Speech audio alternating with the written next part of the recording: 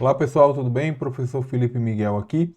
Vamos agora fazer a análise completa da nossa discursiva do simulado 1 para a preparação do projeto 100% aprovação para o cargo de Perito Criminal Federal Área 2, concurso da Polícia Federal de 2025, que vai acontecer agora no dia 27, as provas objetivas e discursivas no dia 27 de julho, tá bom?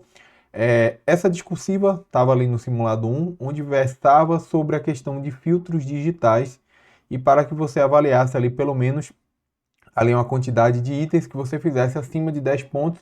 Tinham 6 itens, que a gente tinha uma pontuação em cada item ali, entre 2 a 5 pontos. E aí, claro, eu trouxe para vocês a estratégia de como responder cada item. Claro que aqui eu vou trazer alguns detalhes de como você pode, digamos assim, escrever ou como você pode discorrer sobre esse conteúdo aqui. Lembrando que esse conteúdo não é bem uma dissertação, ou seja, a forma como ele pediu, na questão é que você colocasse um texto argumentativo de 20 a 30 linhas que respondesse necessariamente os 6 itens que foram explicitados ali dentro de 2 sistemas que eram sistemas no domínio discreto, nos quais vocês tinham que responder em termos de causalidade, estabilidade, função de transferência, dentre outros pontos aqui, né? Vamos aqui colocar aqui as questões para vocês darem uma olhada, ou seja, a primeira questão que ele foi dada foi que você tinha um sistema aqui, como eu já falei, um sistema discreto, ou melhor, um sistema contínuo, que ele deu essa equação aqui, ou seja, um valor DC mais uma função cossenoidal, no qual ele passava por um conversor A dele, inclusive colocou assim, domínio assim contínuo discreto, né? E aqui, dado uma frequência de amostragem, você teria esse sinal aqui x de n discretizado aqui por meio dessa frequência de amostragem. Depois, a ideia era que ele passasse por uma função de transferência no domínio da transformada Z, e aqui eu teria a minha saída discreta aqui no domínio discreto, e ele inclusive facilitou dizendo que a transformação que você estava fazendo em relação ao o x de n era basicamente um conversor aqui onde ele dava uma frequência digital, na qual ele já dava o valor dela aqui, que é π sobre 2. Então esse π sobre 2, na verdade, ele é um π sobre 2, como a gente pode considerar, né, em termos, por exemplo, π sobre 2 radianos por amostra, né? Então a gente tem e aí, claro, esse sistema era o sistema, inclusive o sistema 2, né? O sistema 1, ele falava que era um sistema de outra forma, que na verdade ele colocava aqui as saídas y aqui e tinha uma certa recursividade e perguntava logo no item 1 aqui, como vocês já devem ver, qual era a função de transferência, dado que ele perguntava qual era o polo, quantos polos ou quantos zeros. Na verdade, nem perguntava a quantidade, mas perguntava quais seriam os polos e os zeros, né? Daí a estratégia inicial que você tem que fazer é o quê? Basta que você fizesse a nossa transformada Z desse sistema aqui. Então, eu fazendo o y aqui, no caso, já fazendo o y de z, depois eu vou fazer, já que eu tenho aqui 2y de n-1, então 2 de y de z, z é menos 1 por conta desse atraso da amostra aqui. Esse aqui tem um atraso de 2 amostras, z é menos 2 aqui, o 3 quartos, e vou repetindo a linearidade. X de z replico aqui, e eu tenho aqui, no caso, menos aqui, menos 2, x de z e mais uma vez o meu atraso. Simplesmente coloco o y de z em evidência, tenho toda essa expressão aqui tranquila, e faço aqui a divisão, né? Ou seja, a minha função de transferência é a minha saída dividido pela minha entrada, que eu vou ter aqui os meus zeros e os meus polos. Note bem que aqui está na minha anotação muito boa para a transformada Z, para você avaliar, inclusive, qual é o zero que está associado ao z-1 ali, ou seja, qual é o valor que eu consigo zerar, no caso, quando eu coloco, por exemplo, essa expressão, né? Basta que você veja que o zero é o próprio, no caso aqui, o próprio valor, aqui no caso, de 1 dividido por 2, né? Ou seja, o próprio 2 aqui já seria 1 zero. Mas note o seguinte, como eu tenho um polo em segunda ordem, eu tenho que multiplicar aqui por z ao quadrado e aqui também por z ao quadrado. E aí eu tenho essa expressão aqui. Quando você tem essa expressão, o que é que eu fiz depois? Peguei aqui e calculei quais são os zeros e quais seriam os polos. Então, os zeros aqui eu tenho um zero, dois zeros, né? Então, zero igual a um dos zeros igual a zero e o outro igual a 2. E eu tenho dois polos fazendo, no caso aqui, Bhaskara, tá bom? E aqui eu tenho um polo em menos 0,5 e o outro polo em menos 1,5.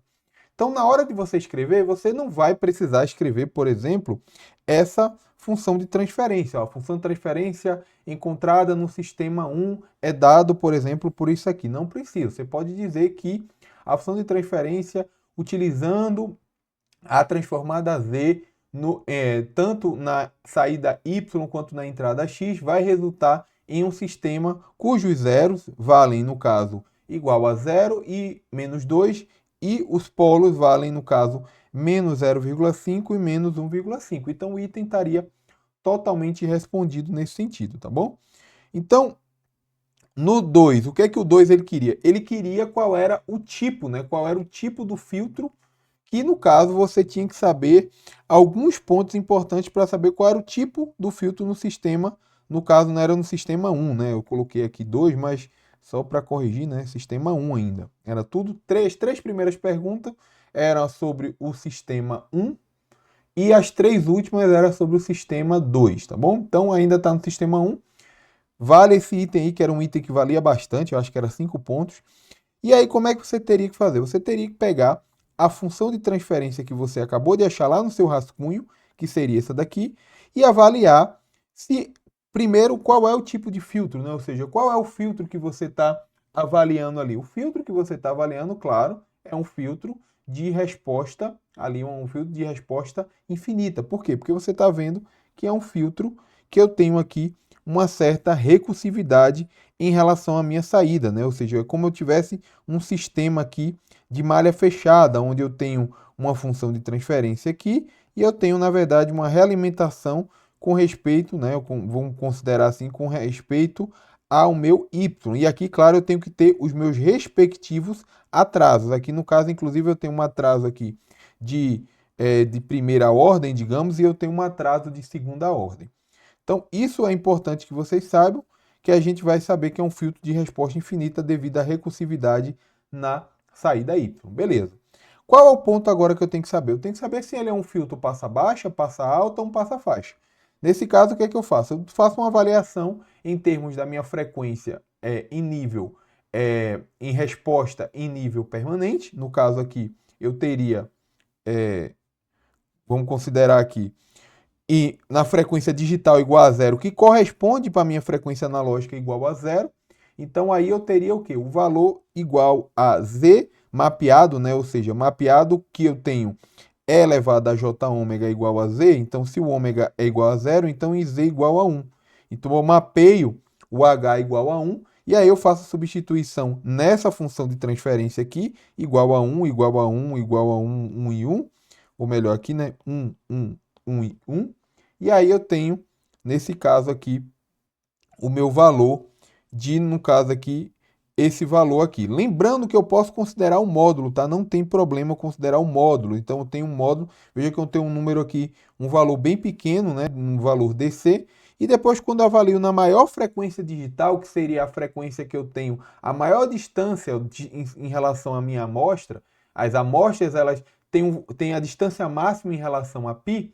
Então, o que é que eu posso fazer? Eu posso considerar, nesse caso, z igual a menos 1, né? Porque se eu pegar e elevado a j ômega igual a π, isso aqui é igual a menos 1. Então, z igual a menos 1, eu substituo igual a menos 1, e aí eu tenho o valor, olha só, o valor aumentou, né? Mesmo que seja menos aqui, em módulo esse valor aumentou. Então, em altas frequências, eu tenho, no caso, a minha filtragem maior, no caso aqui, em termos de passar um determinado ganho, né? Então, eu tenho mais ou menos como fosse um filtro que eu estou nas altas frequências, estou deixando passar, porque essa aqui é a máxima frequência do meu sinal, que é a frequência Fs dividido por 2, né? Minha frequência de amostragem dividido por 2. Então, eu tenho aqui, no caso, um passa alta.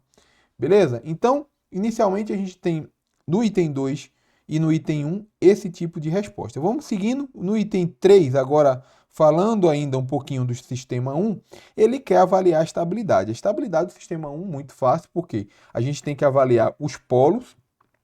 Para avaliar os polos do meu sistema discreto, basta eu fazer o quê? Basta eu utilizar a ideia tanto aqui, tá? Aí vamos lá. Como é que eu escreveria aquele outro item lá? Eu diria na cara que ele é um filtro de resposta, no caso, infinita por conta da recursividade na minha saída y, e eu falo que ele, por conta dele atenuar as baixas frequências quando você mapeou em termos, por exemplo, do ômega igual a zero e o ômega igual a π, eu tenho que ele é um filtro passa alta. Basicamente isso, então em duas linhas ali, você mataria esse item. Muita gente questionou, né, em relação ao simulado, se por acaso eu não teria ali um problema com respeito a 6 itens, né, para responder em 30 linhas. Pessoal, mais uma vez, é sempre direto, né? A coisa é bem direta, não tem o que fazer. Você vai responder e vai escrever o que você achou. Vai descrever o que você achou. Claro, na insegurança de algum item, você tenta escrever um pouquinho mais, para tentar robustecer ali o teu argumento, tá bom? Então, nesse caso, a gente tem aqui essa situação de instabilidade, por quê? Porque se você pegar o raio da região de convergência, que você sabe que o ciclo, você tem que estar com os polos no ciclo unitário, ou seja, de raio igual a 1, você já está vendo, por exemplo, que eu tenho um polo em menos 1,5. Então, nesse caso, ele vai ser instável. Muita gente, inclusive, fez esse tipo de argumento com relação à estabilidade do sistema 1, que a gente viu que ele é instável. Nesse caso, eu fiz um pouquinho diferente, eu só coloquei um outro argumento. O argumento do quê? Esse polo ele leva, né, uma resposta, um impulso desse tipo aqui. Então, esse polo, eu vou ter uma resposta a um impulso que é do próprio sistema, do próprio H de n, né? Ou seja, se eu tivesse uma entrada x de n que fosse um impulso e convoluísse com H de n, ou seja, x de n convolução com H de n, como isso aqui é um impulso, eu tenho que a minha saída é a próprio sistema. Então, o sistema ele vai entregar essa resposta ao impulso e eu vou ter, no caso, um valor ali que é maior do que 1 elevado a n. Então, esse valor aqui, ele vai fazer o quê? Ele vai divergir, né? Ele vai explodir, por isso que o sistema é instável. Mas se você falasse do raio, não tem nenhum problema, tá bom? Isso aqui é plenamente possível. Deixa eu só ajeitar um pouquinho essa luz aqui, que ela está um pouquinho fazendo uma mancha aqui, mas está tudo bem. Vamos lá, seguindo. Aí já no item 4, agora a gente já tem o nosso sistema 1. Aí o sistema 1, nesse caso, a gente considera uma coisa muito interessante no sistema 1, que ele já deu o meu sinal analógico, ele já deu a sua versão digital. Então eu já sei, por exemplo, que o meu sistema analógico tem um valor DC e um valor AC aqui, nesse sentido aqui. Então eu consigo calcular a frequência máxima desse valor, desse meu sinal, a minha frequência máxima desse sinal, ou seja, a largura de banda desse sinal. Eu tenho aqui, no caso, 2π vezes a frequência, né? Então a frequência aqui vai ser 2 kHz, 2.000 Hz ali. Show de bola. Então, o que é que eu vou fazer nesse caso? Olha só, veja só que interessante. Eu considero que eu tenho no meu critério de Nyquist, eu sei que minha frequência de amostragem tem que ser pelo menos 2 vezes a frequência máxima do sinal. E aí eu sei que vai ter que ser maior do que 4.000 Hz a minha frequência de amostragem. Só que veja só, note que se você colocasse que ele valesse 4.000 Hz, você estava considerando ali uma frequência de amostragem mínima, que nem sempre é o que acontece. Por quê? Porque ele estabeleceu uma frequência digital, uma frequência, inclusive, que ele falou que é π sobre 2 radianos por amostra. O que quer dizer isso aqui?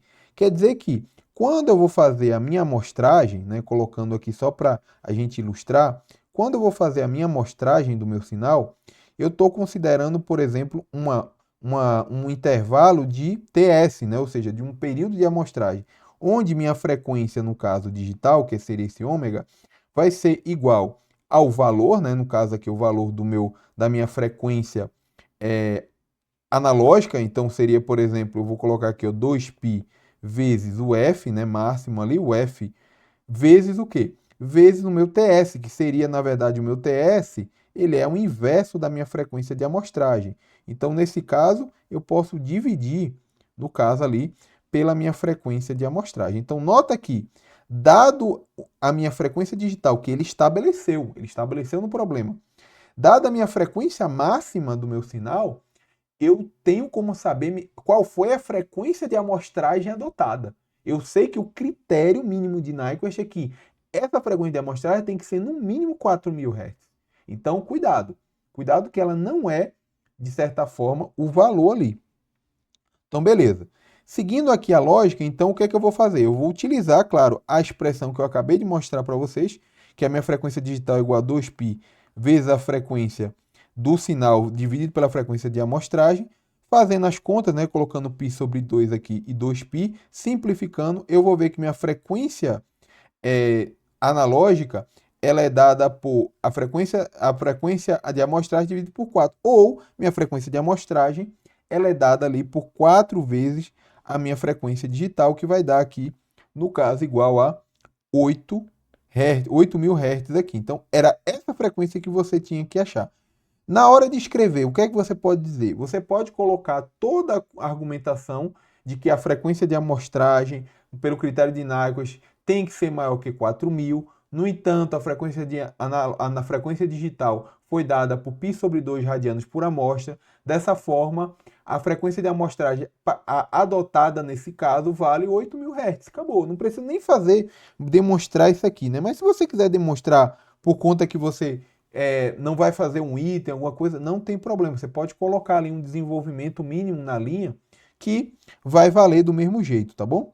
O item 5 foi o item que muita gente teve mais dificuldade.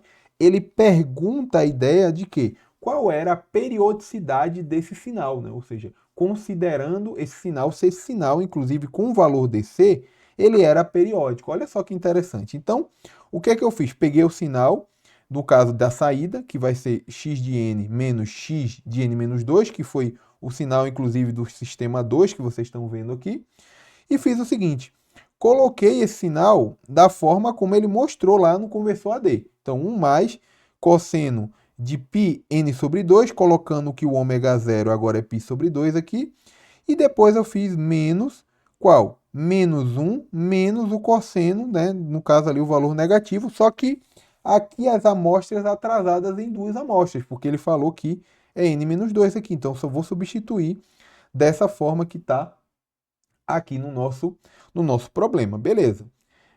Simplificando, o que é que eu fiz agora? Deixei essa expressão aqui, aí vamos lá. Muita gente, inclusive, tentou trabalhar com esses cossenos no seguinte sentido. Fizeram, por exemplo, cosseno de A menos cosseno de B é igual a, por exemplo, menos 2 vezes seno de A mais B dividido por 2 vezes seno de A menos B dividido por 2. Então, é possível você transformar uma soma num produto. Lembra todas aquelas propriedades que você pode utilizar lá de soma e produto. A forma mais tranquila de você fazer isso, né, é você pode fazer dessa forma e vai achar uma expressão de menos 2 seno, colocando que A seria esse ângulo aqui e B seria este ângulo aqui. Não tem nenhum problema, tá? Não tem qualquer problema em relação a utilizar essa estratégia. Inclusive, você vai conseguir chegar numa resposta interessante que vai conseguir concluir a mesma periodicidade. Então, não há nenhum resultado errado nesse sentido. Só que o que é que vai acontecer? Vai te dar um pouquinho mais de trabalho, porque se eu não me engano, a resposta vai dar em função de y de n menos 2 seno, aí vai dar alguma coisa de n menos 1, π sobre 2, alguma coisa assim. Vai dar em relação a n menos 1, e você vai ter que fazer a periodicidade dessa forma. O que é que eu utilizei de estratégia aqui? Olha só que interessante. Aqui a gente vai pegar essa expressão aqui e vai trabalhar esse ângulo aqui, ó. Esse ângulo, inclusive, eu considerei que é o A, e esse ângulo aqui eu considerei o B. E eu ia fazer cosseno de A mais B aqui, ó, normalmente, que era a ideia. Por quê? Porque eu vi depois que, se eu peguei B, eu trabalhei B aqui, que seria esse ângulo. Então, esse ângulo ficou πn dividido por 2 menos π. E aqui, o que é que eu fiz? Olha só, cosseno de π menos menos π, isso aqui é a mesma coisa de quê? Olha só, isso aqui é a mesma coisa de cosseno de θ vezes cosseno de π, mais seno de θ vezes seno de π, né? Que é a regra do cosseno aqui da soma, que a gente inverte aqui. Isso aqui vai dar menos 1, e isso aqui vai dar zero, né? Que aqui no caso o seno na verdade de π aqui, né? Então aqui vai estar seno de zero, aqui vai dar zero, então vai dar menos cosseno de θ, que é o que a gente está vendo aqui, ó. Então veja só que interessante, basta que eu pegue agora toda essa minha expressão, que é essa expressão que eu acabei de pegar aqui, vai ser, no caso, menos cosseno de πn dividido por 2. Então, como eu já tenho o menos ali no caso, como eu já tenho um menos aqui, vai ficar menos cosseno de πn sobre 2. E aí vai ficar mais, né? Então, ficou mais nesse caso. Eu terminei aqui toda essa expressão aqui, né? Ficou o A aqui, o B aqui, ficou menos, e aí ficou mais. Aí eu só fiz somar, no caso, e ficou essa expressão muito simplificada, como vocês estão vendo aqui, ó. Veja só como ficou bacana aqui a minha expressão. Note que eu tenho o seguinte, note que eu tenho uma expressão que vai traduzir a ideia do meu período. Como é que eu vou fazer o período? Eu pego, eu sei que as amostras separadas aqui de 2π, elas são indistinguíveis. Então, se eu pegar essa amostra e somar com 2π, ela é indistinguível em relação a esse k aqui, ou seja, esse k é um múltiplo, né? Um múltiplo inteiro, qual seja. Então, este valor, ele é periódico em relação ao quê? Eu pegar o número da amostra mais um período que eu quero saber, vezes π sobre 2 aqui. Então, n, ou seja, se você pegar, por exemplo, cosseno de n, é a mesma coisa de cosseno de n mais n aqui grande, tá? Não tem nenhum problema, não muda nada em relação a quantidade de amostras, se eu colocar a amostra, claro, o n grande como período.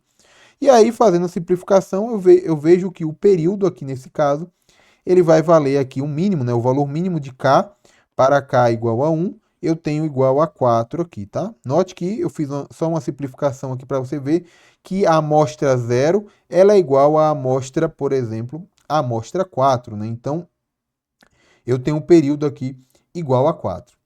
Show de bola. E aí, por último, o item 6, que é o item aqui que fala sobre causalidade e causalidade, ele pergunta sobre causalidade, ele pergunta sobre estabilidade e também pergunta sobre o tipo, né, em relação ao filtro do sistema 2. E aqui, claro, para eu saber a causalidade, o que é que eu vou fazer? Eu vou pegar a função só tem praticamente aqui, entre aspas, zeros, né? Então, o que é que eu vou fazer? Eu vou utilizar a ideia de que a minha resposta a um impulso, eu tenho que, para a causalidade, eu preciso que no meu n menor do que zero, todas as respostas elas sejam o quê? Elas sejam zero. Eu só consigo dar a amostra zero para frente, né? Então, eu percebo que nesse sistema aqui, que eu tenho essa resposta a um impulso, eu vou ter aqui igual a 1 quando n é igual a 0 e aqui igual a 1 quando n é igual a 2, né? Então, somente nesses pontos é que o valor, como n aqui é maior do que 0, então, de fato, o sistema ele é causal, tá bom? Já para estabilidade, fica fácil de você perceber que isso é um filtro de resposta finita, que você tem ali, inclusive, um filtro ali que só tem a recursividade em relação à entrada, então depois de uma longa somatória você vai ter valores zeros ali, ou seja, você vai convergir esse filtro, então somatório você vai ser menor, né, do que o infinito, então esse filtro é inerentemente, tá? Ele é inerentemente estável, então a gente sabe da estabilidade dele. E por fim, a gente tem aqui o tipo do filtro, né? Como é que seria esse filtro? Será um passa-faixa, um passa-baixa? Se tivesse um mais aqui, a gente teria basicamente um passa-baixa, né? Mas como eu tenho um menos, esse menos complica muito. Por quê?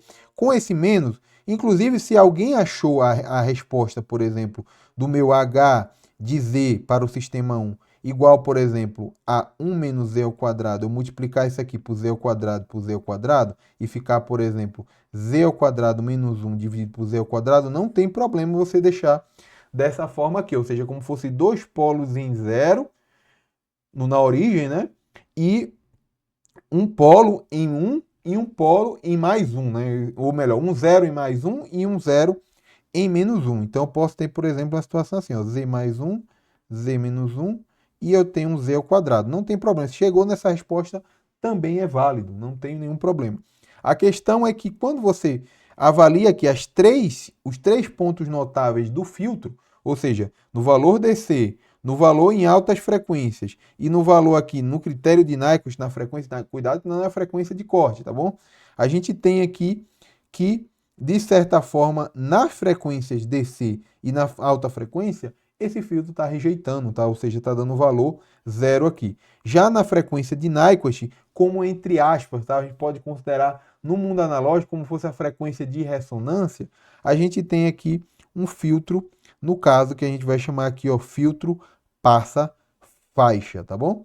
Então, pessoal, é isso, tá? Eu espero que vocês tenham entendido muito bem, ou seja, você pode argumentar nessas 30 linhas os 6 itens sem nenhum problema. E, claro, trazendo esse conteúdo de filtros digitais de uma maneira completa, não era tão difícil a questão, bastava você ter um cuidado ali de selecionar a região correta, saber diferenciar frequência digital, frequência analógica, enfim, saber fazer realmente esse conteúdo ali de filtros, tá bom? Digital.